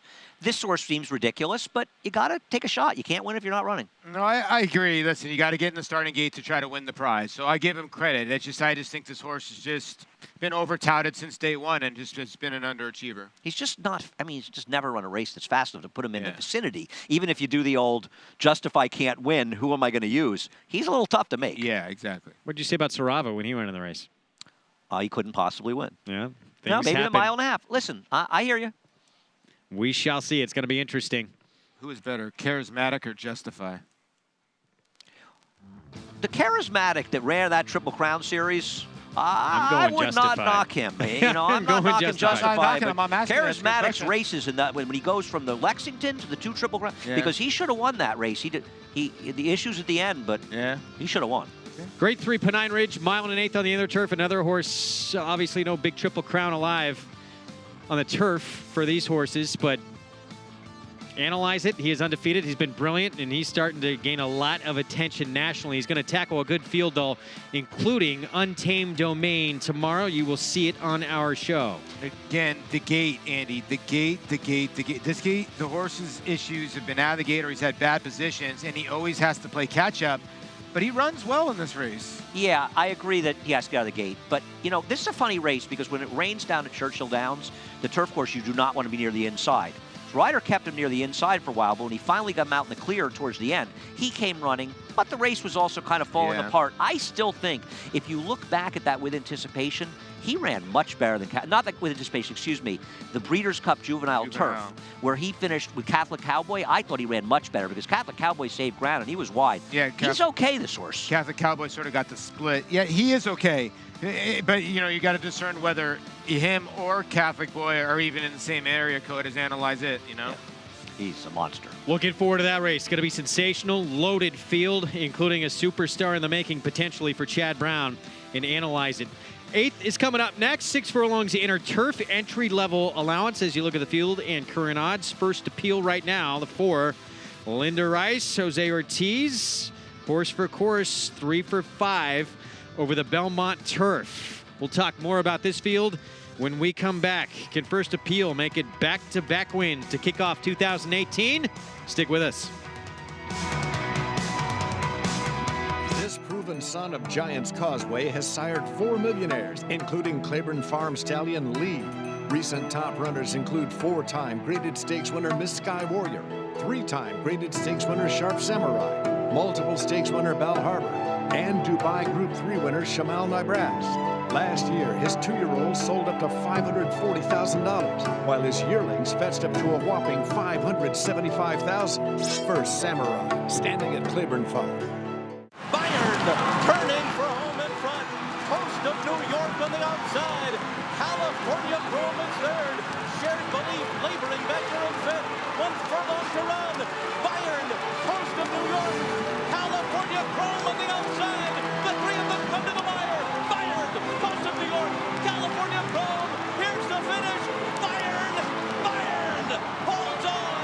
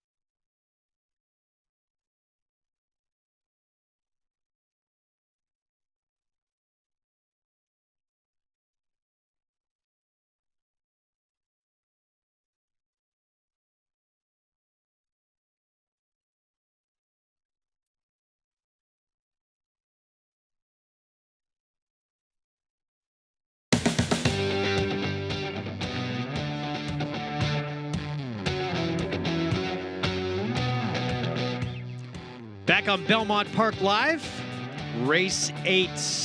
Coming up at 12 minutes, 6 furlongs over the inner turf entry level allowance in our current favorite. The 4, first appeal for Linda Rice, trying to win for the 4th time on this Belmont turf course. She can win, and Linda's very good with horses off of wins. Linda Rice getting to improve in their next starts. She was coming off a layoff. But I also think it's fair to say about her last race, and I think she can definitely win. It's a very tough race.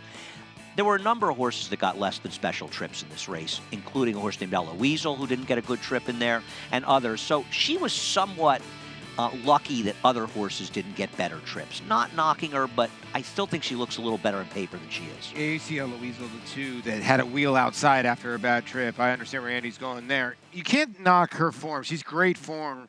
She sort of rised up the ranks, and she sort of runs the same race every time. Like, she doesn't beat herself. You have to beat her, and that's why she's 9-5.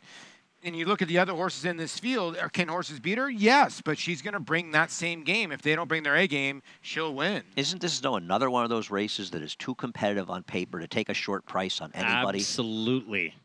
I would completely agree with you. Here's a look at Conquest Tisfire, 6-1 right now. She was 7-2 on the morning line, trained by James Lawrence. She is quick, and she is coming off a neck defeat when she tried to wire the field. Well, put her on the list. Made a big bet on her last time at 11-1. I can't come back at a shorter price today. But she ran well last time, and she's absolutely a player in here. Yeah, Edgar Prado, man, he looked like he had this field put away. And as soon as he goes right-handed right there, it looks like she's just going to get swallowed, but she really doesn't. The one sort of stops a tiny bit. Does she really dig in? Not a lot of resistance there. I mean, the winner was a first time on the turf for Chad Brown. That took a lot of money. Always nice when your friends beat you for a lot of money. Yeah, right. I think she's a player in here. Why can't she win? She's won 2 good races on turf. You know, in her other race when she got left, it wasn't awful either. Another one who could certainly win and improve, 2nd time on the turf. Stormy Song, the 8, with more on that filly. Let's go to a paddock report with Gabby Gaudet. It's brought to you by Hillendale Farm, standing Curlin for $150,000. That's right, Greg. Well, the number 8, Stormy Song, is coming back to the turf. Now, she was coming in off of a layoff last time out, albeit on the dirt, and she ran pretty well. But considering the way that she is taking money, I really wanted to kind of pay attention to her physical makeup and take a look if she does look like a turf sprinter. And to me, she physically does not look like she's any bit of a sprinter. It looks like she could run a little bit longer. So that said, especially at 7/8 on the turf. So that said, even analyzing her performance 2 starts back, you know, I thought that she had every opportunity to run past horses physically. It looks like she doesn't have any distance limitations on the turf. So I'd have to kind of tick that race down a little bit more for me, and maybe she could be vulnerable at a short price. Now, another horse who is coming in off of a layoff, the number 3, Romantic Babe. I like her. I think she's a bit interesting here. Now, she doesn't look like she's matured much, at least physically, from her 2-year-old season. She's a very lightly framed filly. She's pretty tiny too, but she's also very athletic, and sometimes that's easier for horses coming off layoffs like that, just to get themselves fit and ready to go, and that's what she looks like here today. So if she definitely looks fit, I guess the biggest question is her talent, if she can improve from her 2-year-old races to her 3-year-old season here today. But an interesting race indeed, as riders are out and going to be legged up shortly here, coming up in the 8th. Gabby, thanks. 6-1 on Romantic Babe, and I thought she was extremely intriguing here, making her 3-year-old debut. You know, I picked her. Just thought this was a very tough race, and she'd be a big price. Her debut at Saratoga was visually impressive. She got left that day, broke about a length to 3/4 of a length slowly. Got a sensational ride from Manny Franco after that, cutting the corner. But she really ran well in there. And obviously, that race is too slow to compete with these, but that was almost a year ago. If she's improved from 2 to 3, Paul, why can't she be competitive here? No, I'm with you. In her race after that, the PG Johnson, that was legit. She was bumped around multiple times in there, and then maybe she went to the sideline. The other part of this is maybe this is a starting point to get her ready for Saratoga. Now, when you look at the 2 China Rider here, 1 for 17 lifetime. The 1 win is over the Belmont turf at 6 furlongs. That's the only, I would think, positive here. I always root for horses named after Grateful Dead songs, and she's named for a combination of Grateful Dead songs, so that's cool. And she's a neat closing sprinter. She's not impossible in this race. She's run races that are fast enough. I think if you look at this field, aren't they all pretty bunched together? I thought so. I thought this was a completely wide open race. Well, the thing is who do you distinguish going to the lead? You know who's going to come off the pace. Now you have the 5, 6, 7, and 8, right? The 1, 2, 3, and 4 really don't have a lot of speed. The 1 does a little bit, but that's dirt speed. Who gets to the front end in here? I agree. The 1 and 7 look like the speeds in this race. What will Conquest His Fire, the 6, do in here? What about the 5, Really Proud, for Christophe Clement, who's a big price here? I just thought she's been running against weaker horses than she faces today. Tough read. Runs against 5 horses, runs third, and then runs against 10 horses and 12 horses and wins. Maybe that was just, it was a small little stakes race, but I didn't like the last race. Yeah, I think some might look and say, oh, she's coming out of a stakes race, now it's an allowance race, but the horse she's facing today are better than the one she faced in the stake. Yeah, she is. Now, 9-5 right now on Linda Rice as we hear the call to post from Sam the Bugler. We'll see him plenty down the road at Saratoga.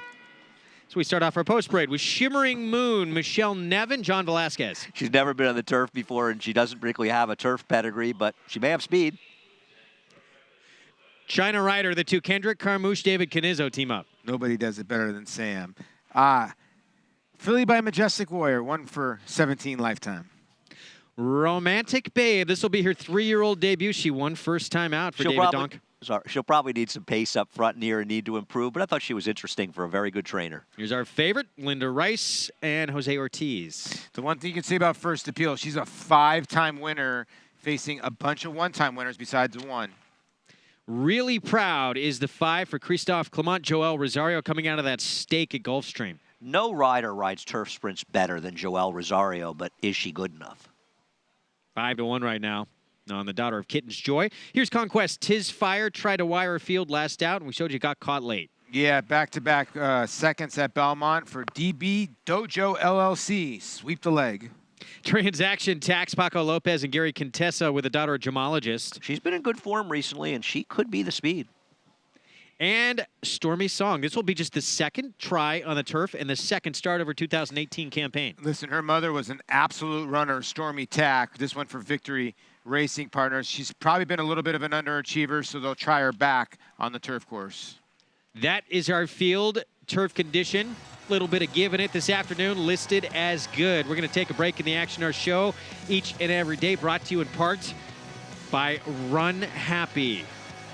In legendary stall #1 at Claiborne Farm in Paris, Kentucky. 7 for 7 as a sprinter. He reeled off 6 in a row, 1 point in his career, all while running without Lasix medication, setting a track record in the Breeders' Cup Sprint at Keeneland back in 2015. We're going to take a break in the action. We'll be back. Race 8 coming up when we return on Belmont Park Live. Make Naira Bets your home for online horse racing and betting. Start earning your sign-up bonus right now. With Naira Bets, you can use our state-of-the-art website to bet on live horse racing at over 200 tracks around the world. Bet anywhere, anytime, using your computer or mobile device. Earn valuable reward points on bets. Build your bankroll with our exclusive promotions and earn cash rebates. Sign up now at NairaBets.com and start earning your sign-up bonus now. Naira Bets, racing's best play.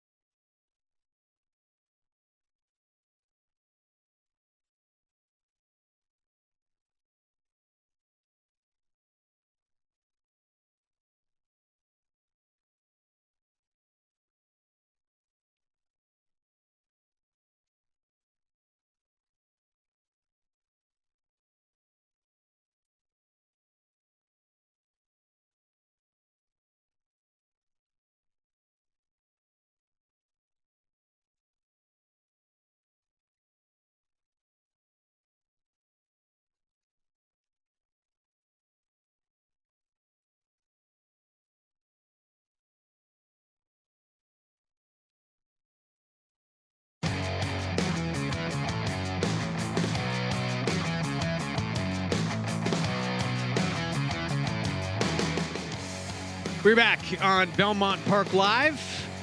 Good to be with you on this Friday afternoon. Look there at the Sea Glass Carousel at Battery Park. It's pretty cool, no?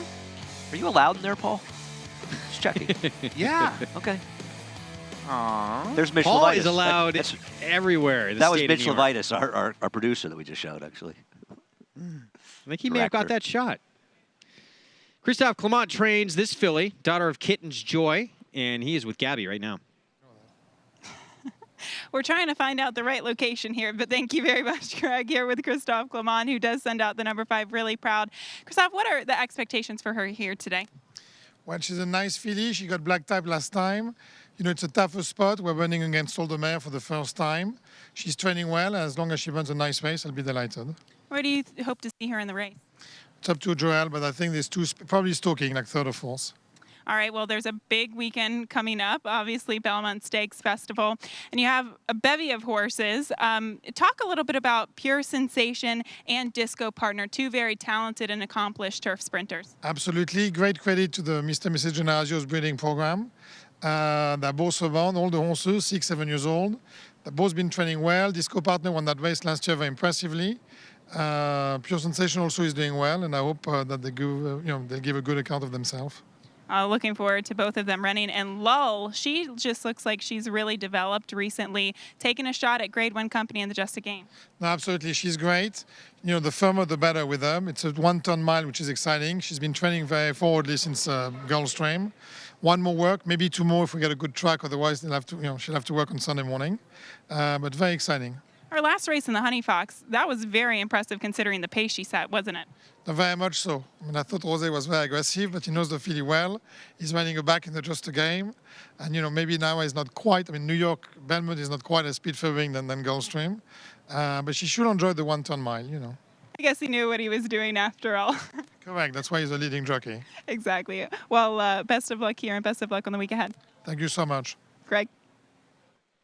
Gabby, thanks. Disco Partner, love that horse. World record holder, 6 furlongs on the turf. And, of course, Law, that's Claiborne runner that we're going to see in a Longines Just a Game on the Belmont undercard. Yeah, Lull's an interesting horse. I mean, she's gonna be a tough race, but she's a nice improved filly, and we always root for Claiborne.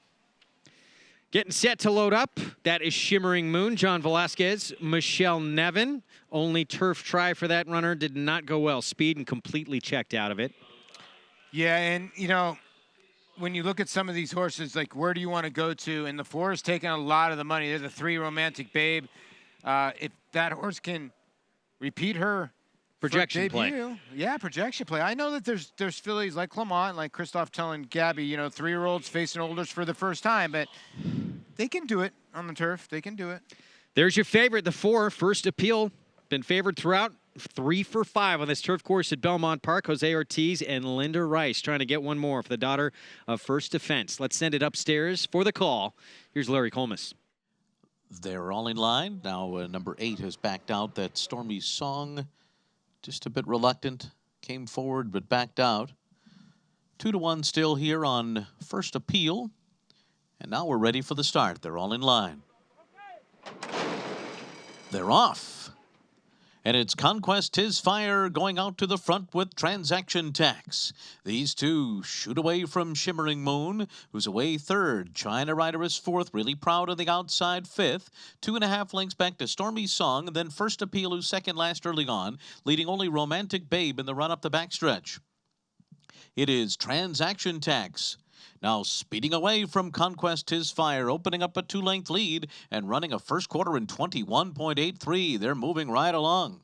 Really Proud is in 3rd, 5 lengths from the front. Then Shimmering Moon to the inside. 3 lengths more to First Appeal, who's getting a hot pace in front of her. She's 7 lengths off the lead. Then China Rider to the outside, Stormy Song, and last of them all is Romantic Babe as they come toward the top of the stretch. Transaction Tax, a short lead. Conquest His Fire now ranges up alongside. Really Proud coming up to them, and here's First Appeal, who's guided to the inside. Now ran into some traffic trouble there. Shimmering Moon is there, and then China Rider and Stormy Song on the far outside. It's Conquest His Fire. Here's China Rider on the outside. China Rider goes on by under Kendrick Carmouche to win. Conquest His Fire was 2nd. Stormy Song was 3rd. Really Proud 4th in 110.39. Kendrick Carmouche showing he doesn't need the lead to win. Coming from off of it this time, China Rider gets the job done, trained by David Canizzo. David Canizzo having a nice meet with his turf sprinters, had an upset winner a few weeks ago, and she got the pace to run into, and she got a very good ride by Kendrick, keeping her in the right spot. Tough beat for the second-place finisher, Conquest Tisfire, who chased what was an extremely rapid pace. Yeah, pay attention to the horse in the white-black circle and the purple V in the middle. And the horse on the complete outside wins the race. Jose Ortiz does not know what to do with the floor. He gets steadied a tiny bit.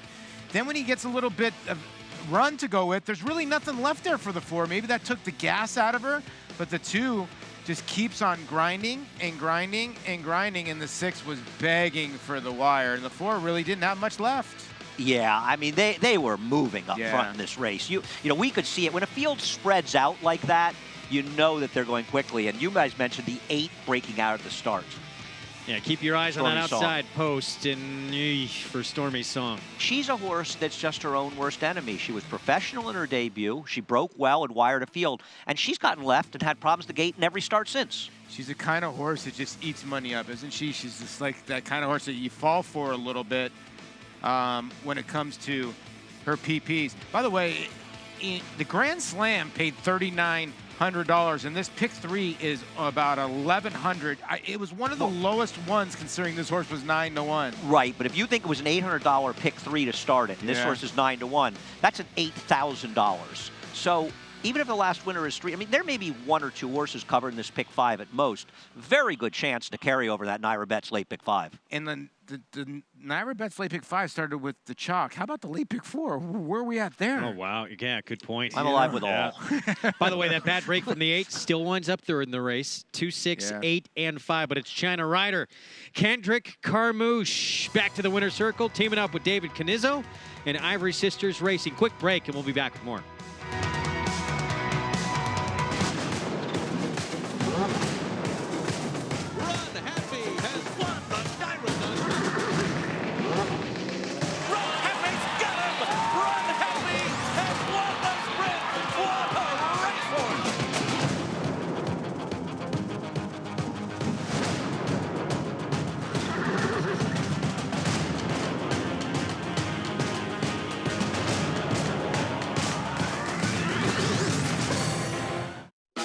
Naira Bet's your home for online horse racing and betting.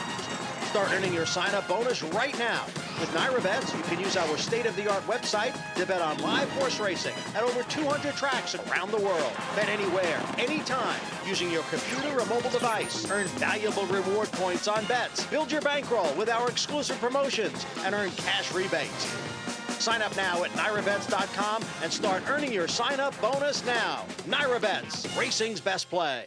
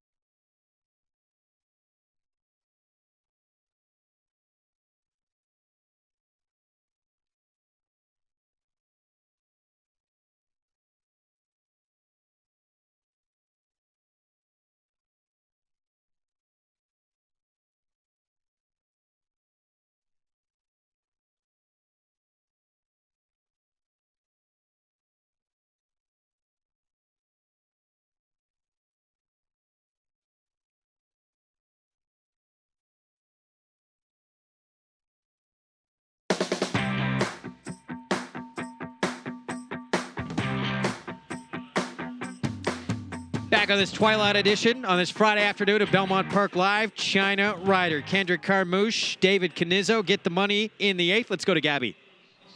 Thanks, Greg. Definitely got the money here today, China Rider. And Dave, just what do you think was the turnaround today? Because she was defeated by many of the same competitors last time out. Trip. When you get her outside, she really gives you a good kick late.